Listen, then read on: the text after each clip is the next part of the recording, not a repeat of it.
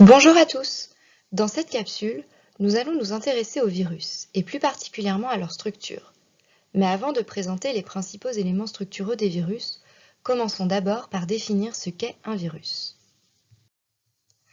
En microbiologie, on retrouve deux grands types d'entités.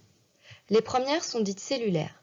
Cela signifie qu'il s'agit de micro-organismes composés d'une ou de plusieurs cellules, comme par exemple les champignons ou encore les bactéries. Les secondes sont dites acellulaires, et c'est dans cette catégorie que l'on retrouve les virus, aux côtés d'autres entités comme les viroïdes ou encore les prions. Acellulaire signifie qu'il ne s'agit pas d'une cellule, mais d'une particule, pouvant être composée par différents éléments. Dans le cas des virus, les particules virales sont composées de protéines et d'acides nucléiques. Les virus ont la particularité de ne pas pouvoir se multiplier tout seuls. En effet, ils sont obligés de se multiplier à l'intérieur d'une autre cellule, la cellule hôte.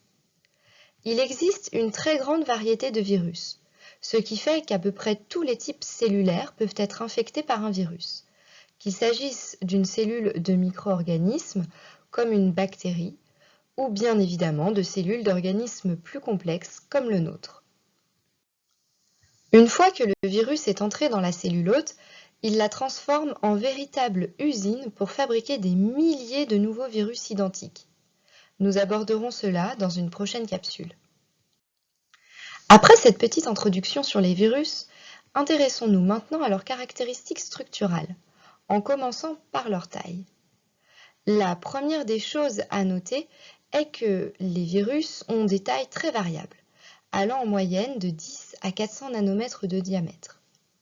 Le virus de la variole a un diamètre de 360 nanomètres par exemple, tandis que celui d'Ebola mesure environ 970 nanomètres de long sur 80 nanomètres de large. Au contraire, les plus petits d'entre eux, comme le virus de l'hépatite A, ne dépassent pas les 30 nanomètres. D'autres encore, qui ne sont pas connus pour infecter l'homme, mais d'autres organismes, sont qualifiés de virus géants.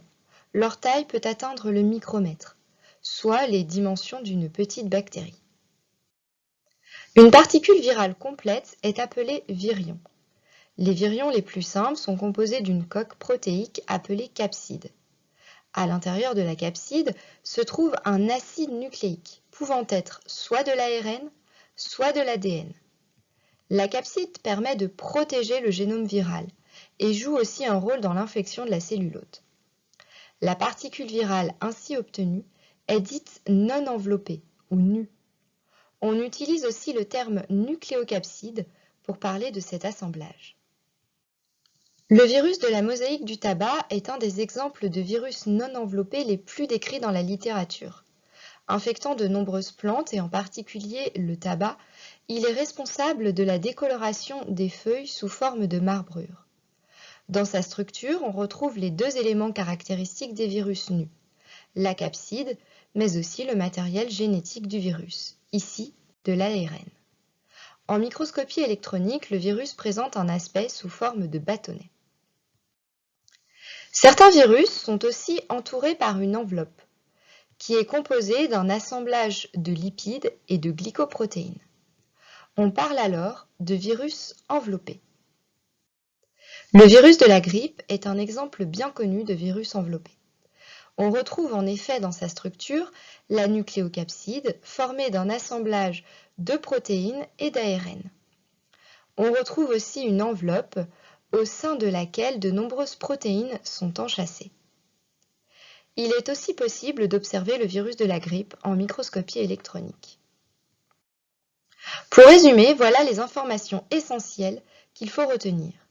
Les virus sont des particules acellulaires, composées de protéines et d'acides nucléiques.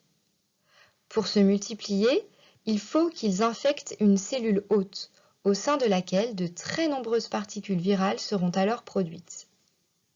Il existe une très grande diversité de virus, capables d'infecter une très grande variété d'hôtes.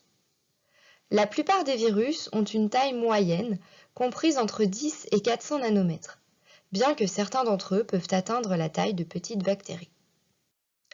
On distingue deux types de virus, les virus non enveloppés ou dépourvus d'enveloppe, et les virus enveloppés. Pour en savoir plus sur les virus, rendez-vous dans la prochaine capsule.